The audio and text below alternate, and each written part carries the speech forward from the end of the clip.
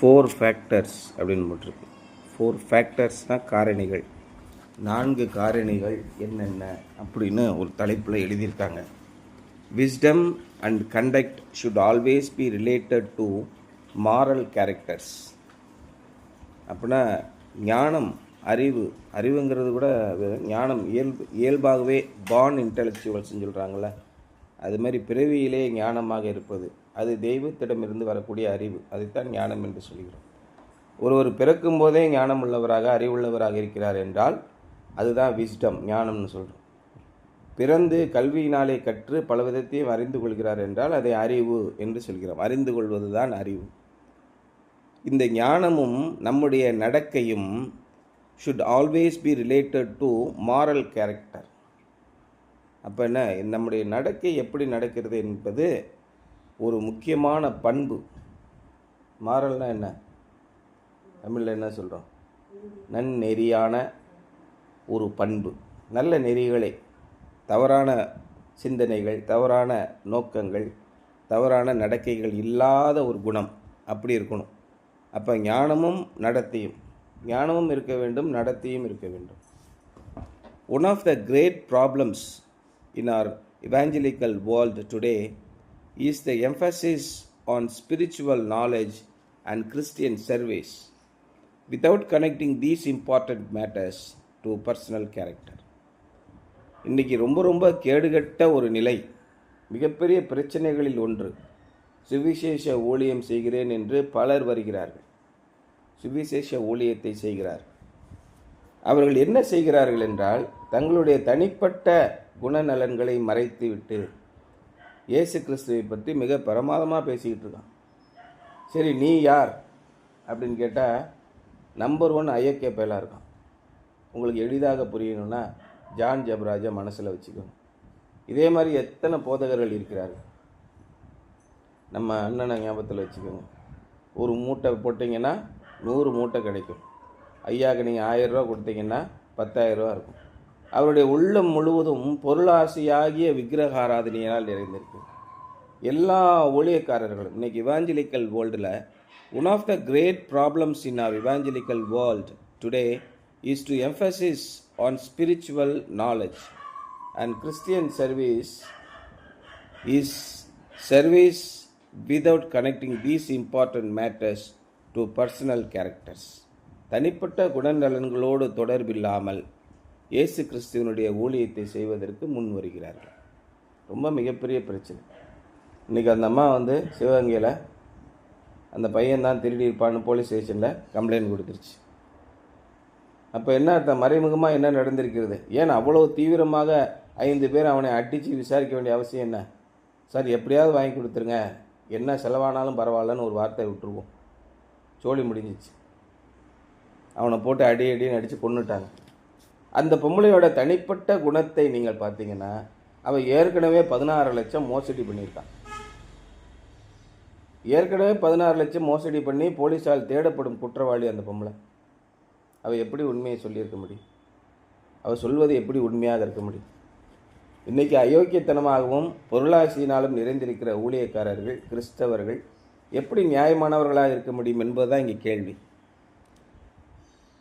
One of the great problems in our evangelical world today is the emphasis on spiritual knowledge and Christian service without connecting these important matters to their personal character. அவன் எப்படி வேணால் வாழ்ந்துக்கிட்டு இருக்கான், ஆனால் ஆண்டவரை பற்றி மூலமாக பேசுகிறான். இயேசு கிறிஸ்து உயிரோடு வாழ்ந்த காலத்திலே இயேசு கிறிஸ்துவை பார்த்த அசுத்த ஆவிகள், அநேக அசுத்த ஆவிகள், நீ தேவனுடைய குமாரனாகிய கிறிஸ்து அப்படின்னு கத்துச்சுங்க. ஆண்டவர் என்ன சொன்னார்? அதட்டினார்.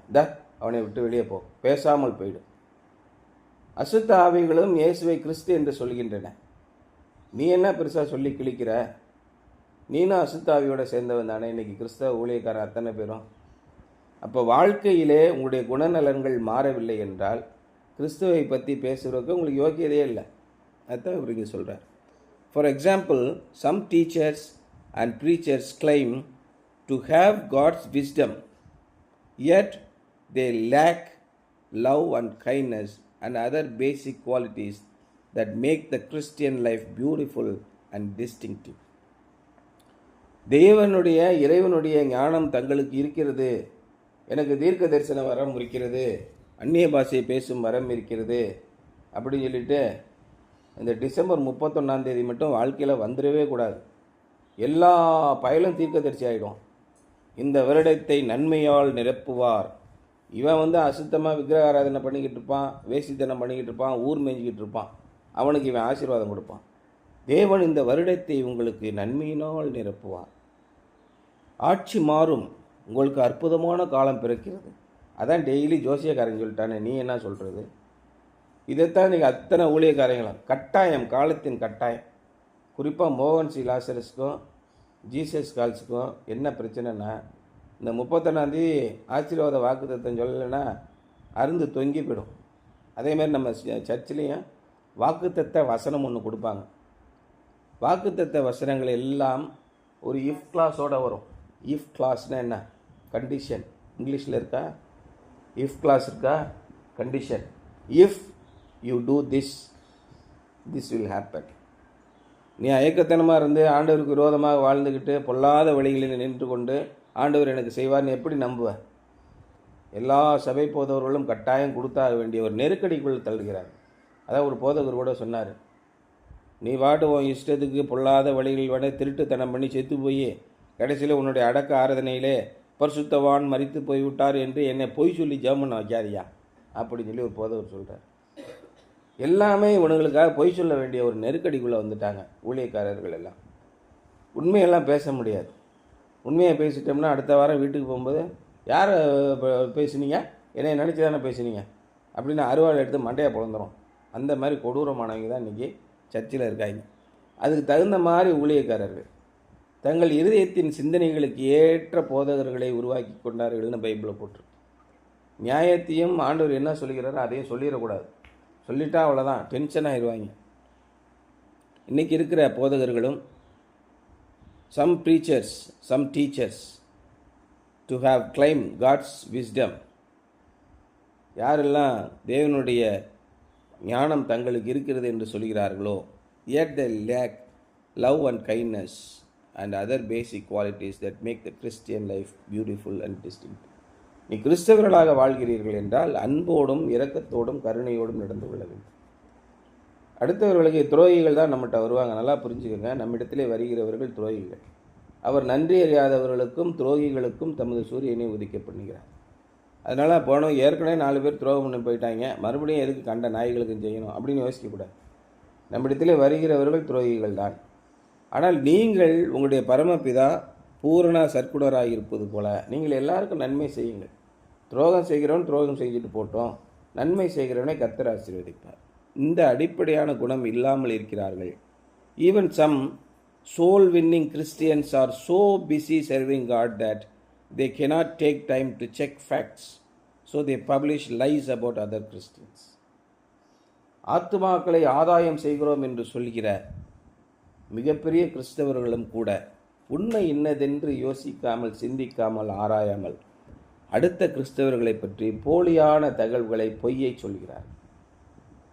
உண்மை என்னென்று விசாரிக்கணுமா இல்லையா? எதுவுமே விசாரிக்கிறது கிடையாது. அவன் பாட்டு சொல்லிக்கிட்டு இருக்கான், எங்கள் வீட்டில் 2 பொம்பளை பிள்ளைங்க தான் இருக்குது, எங்கள் பிள்ளைங்களாம் கட்டி பிடிப்பார், அதெல்லாம் ஒரு தப்பான எண்ணத்துலேயும் சேர்ந்ததில்லைன்னு பிள்ளைகளோட ஃபோட்டோவெல்லாம் ஃபேஸ்புக்கில் போட்டு வரான். என்னான்னு கூட யோசிக்க மாட்டீங்களா ஐயா நீங்கள்? காவல்துறை முகாந்திரம் இல்லாமல் யாரையும் கைது செய்யுமா? அதுவும் போக்சோ சட்டத்தில் ஒரு புகார் தெரிவிக்கிறார் என்றால் அந்த பிள்ளையை அழைத்து முழுமையாக விசாரிப்பார்கள். 1 வருஷத்துக்கு முன்னாடி தான் என்ன நடந்தது எல்லாத்தையும் எழுதி விசாரித்து ரெக்கார்டிங் பண்ணி, ஏமா இது உண்மைதானம்மா, அவர்கிட்ட எதுவும் தப்பாக சொல்லிடலப்பா, நாளைக்கு ரொம்ப சங்கடமாக போய்டும் அவருடைய வாழ்க்கை அப்படின்னு கேட்டு உண்மையை விசாரித்து விட்டு அவருடைய பெற்றோர்களிடம், உறவினர்களிடம், அதில் பாதிக்கப்பட்ட ஸ்டேக் ஹோல்டர்ஸ்ன்னு சொல்லுவாங்க, அது எத்தனை பேர் இருக்காங்களோ அத்தனை பேர்ட்டையும் கேட்டு ரெக்கார்ட் பண்ணி எல்லாம் ப்ரூஃப் ஆன பிறகு தான் அந்த அக்யூஸ்டை கைது பண்ணுவாங்க. பட்டுன்னு கைது பண்ணிட மாட்டாங்க. இப்போ எல்லாமே ஒன்று ஒன்றா வெளியில் வருது. எப்படி ஒரு குடும்பத்திலே ஒரு மனைவியோடு பொருந்தாத மனம் கொண்டவன் எப்படி இருக்க முடியும்? உலகத்திற்கே சமாதானத்தை அறிவிக்கிறவன், இயேசு கிறிஸ்துவின் வல்லமை எல்லா இடத்திலும் இருக்குன்னு சொல்கிறவன் எப்படி இப்படி நடந்தது? யோசிச்சு பாருங்கள். அப்படி பலவித காரியங்கள் நடக்குது. அப்போ அந்த மாதிரி நேரத்திலே நீங்கள் உங்களுடைய போதகத்தை விட்டு அமைதியாக சற்று காலம் விலகி இருங்க. வேண்டாம், என்னுடைய குடும்பத்திலே பிரச்சனை இருக்குது, நான் எதுக்கு இங்கே வரணும், நான் இனிமேல் நான் செய்ய போகிறதில்ல, அமைதியாக காத்துருங்க. 5 ஆண்டுகள் 10 ஆண்டுகள் விலகி இருங்க. என்ன நடக்குதுன்னு பார்த்துட்டு மறுபடியும் திரும்ப வாருங்கள். அப்போ கிறிஸ்துவ ஊழியத்தை செய்கிற ஆத்துமாக்களை ஆதாயம் செய்கிறேன் என்று சொல்கிறவர்கள் மிகுந்த எச்சரிக்கையோடு இருக்க வேண்டும். For some months I read a certain religious publications. சில மாதங்களாக ஒரு மத பிரசுரத்தை நான் படித்து கொண்டே வந்தேன். But when I discovered that it had no letters to the editor column except for praise, and that it had never published a correction or apologized for an error, I stopped reading the magazine. ஆனால் அந்த மேகசினில் ஆசிரியருக்கான கடிதங்கள் என்ற பகுதியே இல்லை. அதில் பூரா வெறும் பாராட்டுகள் மட்டும்தான் இருந்தன. அதில் இருந்த குறைகளை அதில் சரி செய்யவில்லை அல்லது தவறுகளுக்காக வருந்தவும் இல்லை. இந்த மாதிரி அந்த பத்திரிக்கை போயிட்டு இருந்தது. அது படிப்பதை நிறுத்திவிட்டேன். ஏன்னா ஜால்ரா கம்பெனியாக இருக்குது, ஜிங்ஜக் கம்பெனி. இப்போ நம்ம கேளுங்க, மோகன் ஸ்ரீலாஸ் ஃபாலோவர்ஸை பாருங்கள். பிரைஸ் தி லார்ட், ஆமேன் ஆமேன் ஆமேன் ஆமேன் ஆமேன் ஆமேன் ஆமேன் ஆமேன் 150 முறை அடிச்சு விட்டுருக்கான் ஒருத்தன். Praise the Lord praise the Lord praise the Lord எழுதி விட்டுருப்பான். இதான் கமெண்ட் இருக்கும். எதுக்கு? நீங்கள் 100 ரூபாய் கொடுத்தால் ஆண்டவர் உங்களுக்கு 1000 ரூபாய் கொடுப்பார். அதுக்கு கள்ள நோட்டு அடிக்கிற மிஷினை வச்சு அடிச்சுட்டு போயிடலாமல் ஆண்டவர் என்னத்துக்கு? இந்த மாதிரி தான் இருக்கான். பொருளாசையினாலே தூண்டி விட்டு மக்களை. Knowledge, conduct, service and character must always go together. தேவனை பற்றிய அறிவும் உங்களுடைய நடத்தையும் ஊழியமும் பண்பும் குணமும் எல்லாம் 4ம் ஒன்றோடு ஒன்று இணைந்திருக்க வேண்டும். We know God's will so that we can obey it, and in obeying it we serve him and grow in Christian character. நமக்கு தேவனுடைய சித்தம், அவருக்கு பிரியமானது என்னதென்று நமக்கு தெரிகிறது. அந்த வகையிலே அவருடைய விருப்பத்தை நாம் தெரிந்து கொண்டு இறைவனுடைய விருப்பத்திற்கு நாம் கீழ்ப்படிய வேண்டும். இந்த உலகத்தில் இருக்க அத்தனை பேரும் இறைவனிடத்தில் என்ன கேட்பார்கள்? நம்முடைய விருப்பத்தை நிறைவேற்ற வேண்டும் என்று இறைவனிடம் கேட்பார்கள். ஆனால் கிறிஸ்டியானிட்டி அப்படி கிடையாது. இறைவனுடைய விருப்பத்தை நாம் நிறைவேற்ற வேண்டும். இதுதான் உலகத்திற்கும் நமக்கும் உள்ள வித்தியாசம்.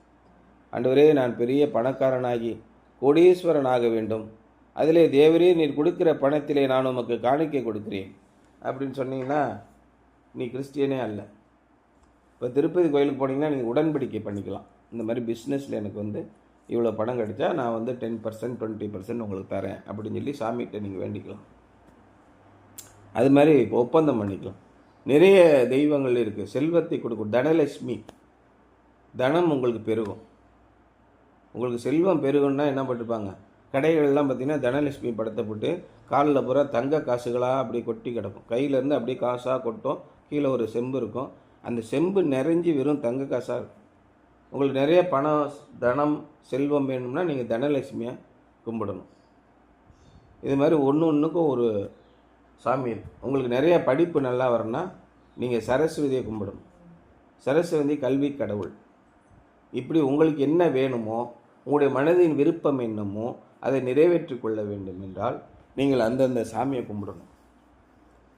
ஆனால் உங்களுக்கு இது வேணும் என்று நீங்கள் இயேசு கிறிஸ்துவை வணங்க முடியாது, தேவனை வணங்க முடியாது, இறைவனை வணங்க முடியாது.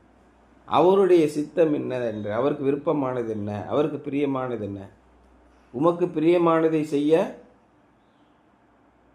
சங்கீதத்தில் என்ன இருக்கு? உமக்கு பிரியமானதை செய்ய எனக்கு போதித்தருளும் அப்படின்னு சொல்கிறார். இதுதான் உண்மையான கிறிஸ்டியானிட்டி. ஆண்டவரே, எனக்கு இதை பிடிச்சிருக்கு, எனக்கு செஞ்சு கொடுங்க. அப்போ இயேசு கிறிஸ்து என்ன சொல்கிறாரு? எப்படி நாம் ஜெபிக்க வேண்டும் சொல்கிறார். எப்படி சொல்லிக் கொடுக்குறார்? நம்முடைய சித்தம் பரமண்டலத்தில் செய்யப்படுவது போல பூமியிலையும் செய்யப்படுவார். இயேசு கிறிஸ்து கெத்செமனே தோட்டத்தில் எப்படி ஜெபித்தார்? ஆண்டவரே, இந்த பாத்திரம், நான் சாக வேண்டியது நீங்க முடியுமானால் என்னை விட்டு நீக்கி போடும். ஆனாலும் என்னுடைய விருப்பத்தின்படி அல்ல, உம்முடைய விருப்பத்தின்படி செய்யும். இதுதான் நமக்கு ஏதோ ஒரு தேவை என்றால் இறைவனிடத்தில் நாம் வேண்டுதல் செய்கிறோம். இறைவா, எனக்கு இப்படி செய்ய வேண்டும் என்று விருப்பமாயிருக்கிறது, ஆனாலும் என்னுடைய சித்தத்தின்படி அல்லவா, உம்முடைய சித்தத்தின்படி செய்யும். எங்களை பார்க்கிறவர்கள் உம்முடைய நாமத்தை பெருமைப்படுத்த வேண்டும். அவருடைய ஞானம் ஆராய்ந்து முடியாதது, அவருடைய ஆயுசு ஆராய்ந்து முடியாதது. இன்னைக்கு யோபில் படித்தோம்ல, அவரை போல் போதிக்கத்தக்கவன் யார்? இன்னைக்கு போட்டு எலிகு சொல்கிறான். இறைவனைப் போல நமக்கு புத்திமதி தருகிறவர் யார்? இல்லை. ஆகவே இறைவனுடைய பாதத்திலே நாம் அமர்ந்திருந்து அவர் சொல்வதை கற்றுக்கொண்டால் இந்த உலகத்திலே மிகப்பெரிய ஞானம் உள்ளவர்களாக. இன்றைக்கி ஒரு காலேஜில் போய் சேரணும்னு நம்ம ஏன் விருப்பப்படுறோம்? இந்த காலேஜில் சேர்ந்தால் நல்லாயிருக்கும். ஆக்ஸ்போர்ட் யூனிவர்சிட்டியில் போய் படித்தோம்னா பிரமாதமாக இருக்கும் சார். ஆமாம், ஏன் ஆக்ஸ்போர்ட் யூனிவர்சிட்டியில் படிக்கிறீங்க? பிர்மிங்ஹாம் யூனிவர்சிட்டியில் போய் படிங்க. என்ன சொல்கிறான் மட்டும். ஏன் சார் அங்கே போய் படிக்கணும்? அங்கே ஃபேக்கல்ட்டிலாம் சூப்பராக இருக்கும் சார். எஜுகேஷன் பிள்ளைங்கள்லாம் ப்ரில்லியண்ட்டாக மாறிடுவாங்க. அதையும் விட வல்லவர் ஒருவர் இருக்கிறார், உங்களோடு கூட உங்களுடைய மனதில் இருக்கிறார். ஆக்ஸ்போர்ட் யூனிவர்சிட்டியில் படித்தவனை தவிர மற்ற எவனுமே ஞானவான் இல்லையா? யோசனை பண்ணி பாருங்கள். அல்லது ஆக்ஸ்போர்ட் யூனிவர்சிட்டியில் படித்த அத்தனை பேரும் உயர் பதவிக்கு போயிட்டானா? யோசனை பண்ணி பாருங்கள். இதுதான் நான் முக்கியமாக சிந்திக்க வேண்டியது. அப்போ ஆக்ஸ்போர்ட் யூனிவர்சிட்டியை தாண்டி ஒருத்தர் இருக்கானா இல்லையா? அதான் இயேசு சொல்கிறார். யாரை தேடி போனீர்கள்? மெல்லிய வஸ்திரம் தரித்தவர்களையா, அல்லது செல்வந்தர்களையா, அல்லது ஞானம் உள்ளவர்களையா, அல்லது தீர்க்கதரிசியை? யாரை தேடி போனீர்கள்? அவர்கள் எல்லாரிலும் பெரியவர் இங்கே இருக்கிறார் அப்படின்னு இயேசு சொன்னார். நமக்குள்ளே உறைந்திருக்கும் இறைவனை நீங்கள் எங்கும் தேடாதீர்கள்.